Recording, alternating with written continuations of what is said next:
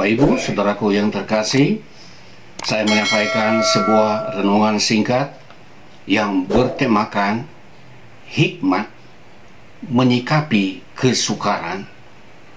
Saya membacakan dua ayat firman Tuhan dari 1 Raja-Raja pasal 3 ayat yang ke-9. Ini tentang doa Raja Salomo.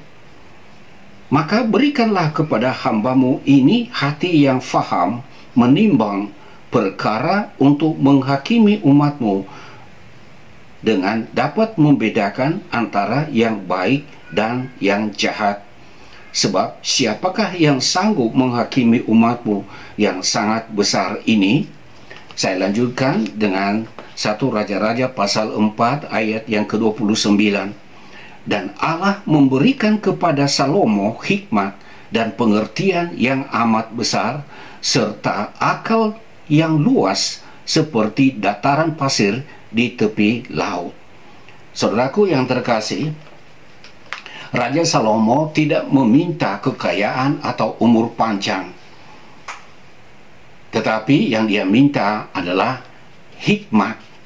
Baginya adalah suatu yang sangat penting. Sebab hikmat adalah kepandaian menggunakan akal budi dalam menimbang dan mengambil sikap serta tindakan yang tepat dan benar dalam situasi yang khusus. Di era globalisasi ini, ada hal-hal dampak globalisasi yang tak terhindarkan.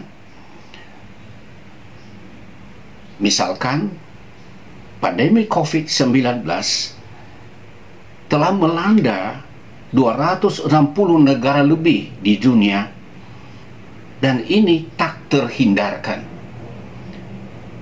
Namun, negara-negara di dunia, termasuk WHO, memuji Indonesia sebagai salah satu negara yang berhasil dalam penanganan COVID.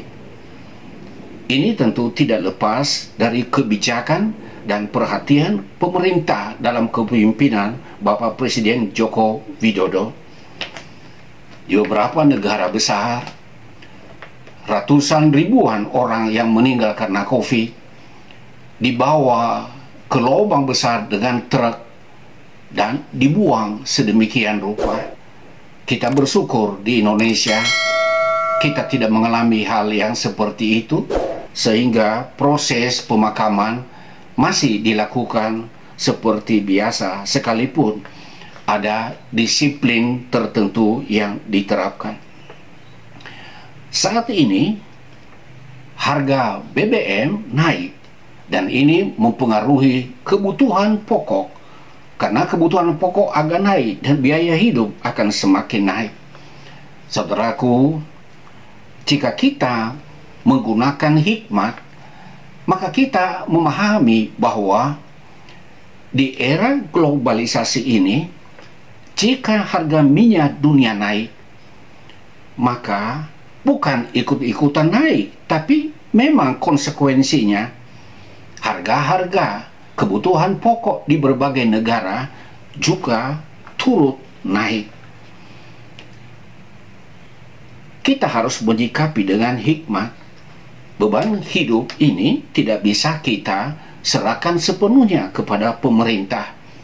Budaya kita adalah budaya gotong royong, sehingga kita harus ikhlas menerima kenyataan meskipun berat, bahwa akibat pengaruh kenaikan minyak dunia ini, maka kita juga akan kebagian tanggung jawab, di mana dalam hal memenuhi kebutuhan kita, biaya hidup naik dibandingkan dengan sebelumnya.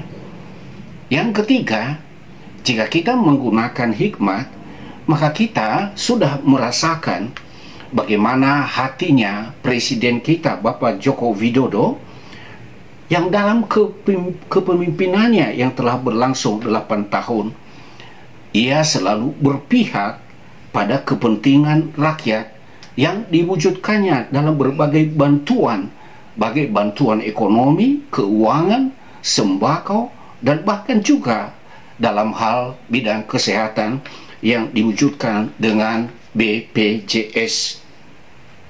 Saudaraku, dalam kenaikan BBM di dalam negeri, ada orang-orang yang kemudian ikut demo karena kenaikan harga BBM ini. Justru saya berpendapat bahwa saudara-saudara kita ini hanya melihat dari segi kepentingannya dan tidak melihat aspek pengaruh globalisasi yang tak terhindarkan. Dan justru tindakan adanya demo di berbagai tempat itu membawa dampak negatif bagi saudara-saudara kita yang sedang berdagang dan berjualan. Dari satu tempat menuju tempat yang lain, mereka tidak bisa lewat karena dihambat oleh para demonstran. Dan bila mana mereka berjualan di salah satu tempat di mana demo sedang berlangsung, maka dia kehilangan kesempatan untuk mencari nafkah pada hari itu.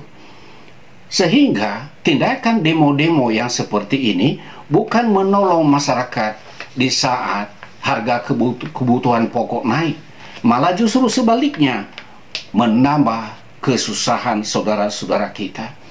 Saudaraku, jika kita menggunakan hikmat, maka mengantisipasi dampak kenaikan harga akibat perang daripada Rusia dan Ukraina, kita perlu ada upaya-upaya yang konkret bagi saudara-saudaraku yang memiliki lahan, meskipun terbatas, apalagi punya lahan yang luas, maka kita bisa memanfaatkan lahan yang ada itu untuk menanam hal-hal yang tersangkut dengan kebutuhan pokok, singkong, jagung, dan hal-hal yang lain, sehingga kita tidak mesti harus pergi ke pasar untuk belanja.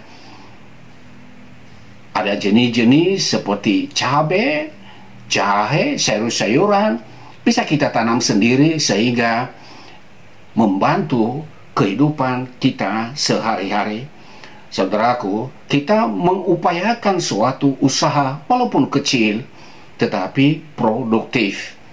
Dan yang terakhir saya mau katakan, jika kita menggunakan hikmat, maka kita tahu bersama bahwa tidak ada hujan yang berlangsung setahun penuh, sehingga kita memastikan badai akan berlalu.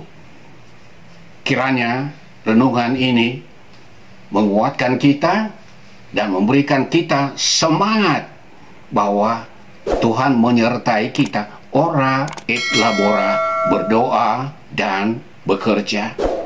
Tuhan memberkati.